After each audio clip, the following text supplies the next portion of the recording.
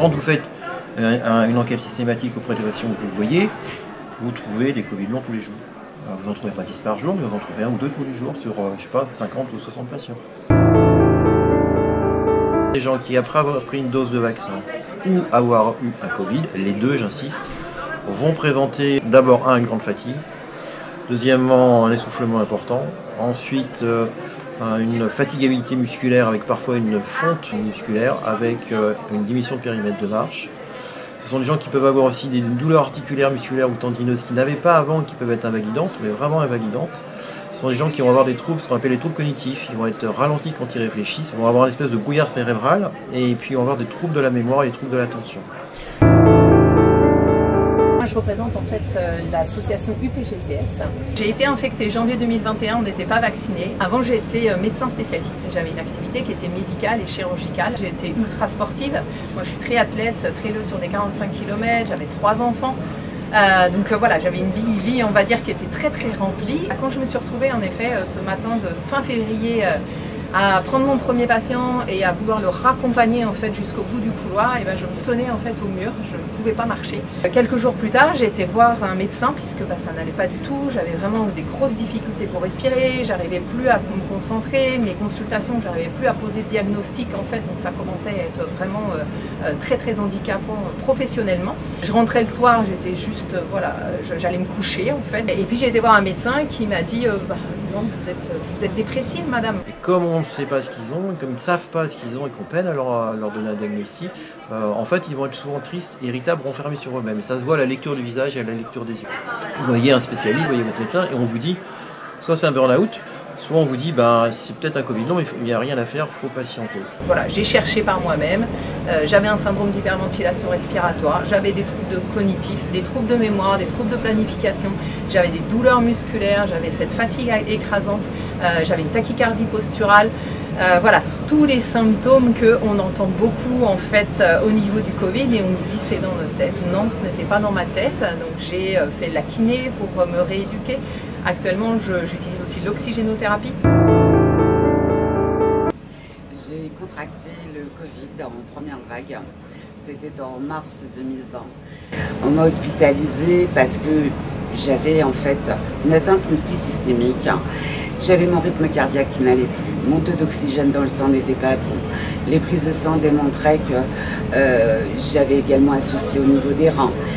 Je faisais ce qu'on appelle des flushs veineux, c'est-à-dire que mon buste devenait violet. Je me retrouvais avec des vaisseaux qui éclataient, des veines qui devenaient soudainement très apparentes, avec des bleus spontanés. Et là, le corps médical a essayé d'expliquer ça autrement. Le Covid, pour tout le monde, c'est une maladie respiratoire, point. Maintenant, on le sait, ça n'est pas qu'une maladie respiratoire. Moi, elle a touché donc mes vaisseaux.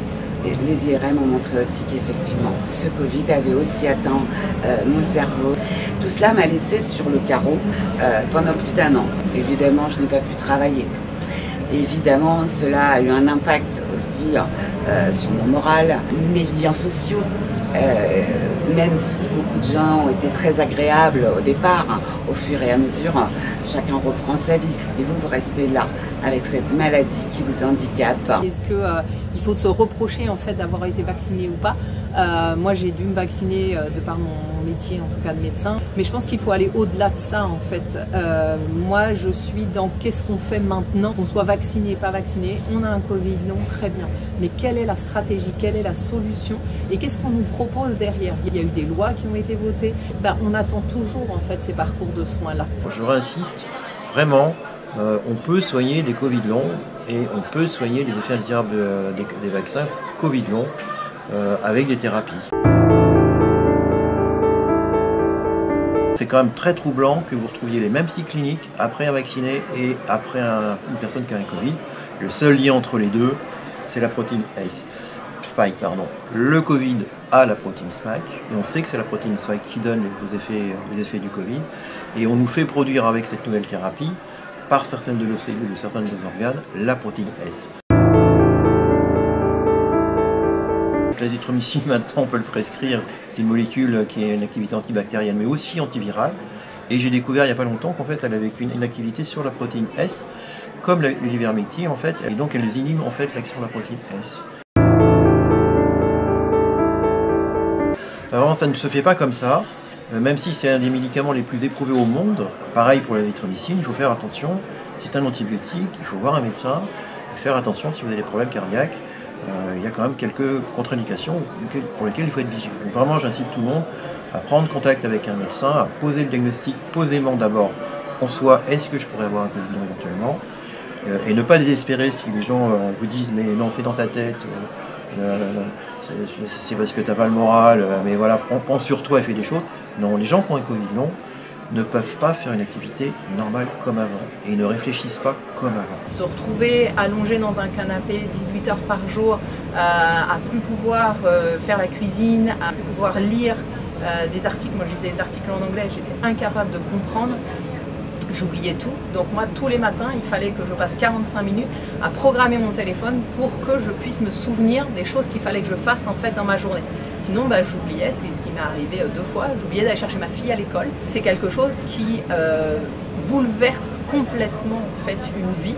Moi j'ai changé de métier, j'ai changé d'équilibre familial, j'ai changé d'activité sportive, j'ai changé d'amis, d'environnement, parce que quand on a un Covid long, en fait, déjà tous les gens ne comprennent pas, ou alors nous disent c'est bon, c'est dans sa tête, elle ne veut pas se bouger et puis c'est tout. Non, c'est pas qu'on ne veut pas bouger, c'est qu'on ne peut pas.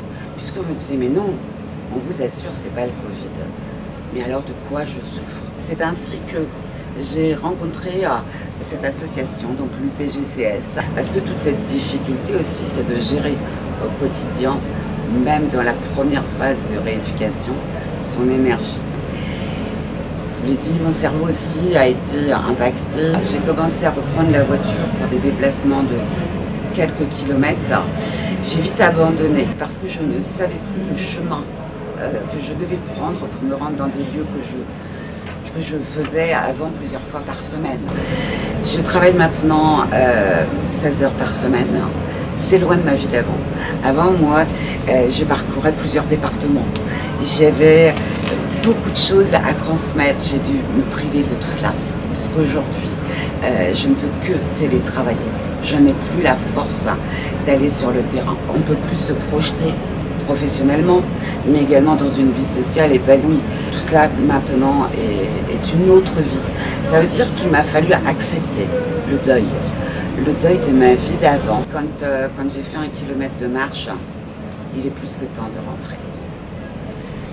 Et donc voilà. Donc moi en tant que médecin, maintenant je forme en fait les professionnels de santé pour leur faire comprendre ce que c'est en fait un Covid long, quels sont en effet les impacts sur du quotidien et que les gens ne font pas exprès de ne pas vouloir travailler en fait.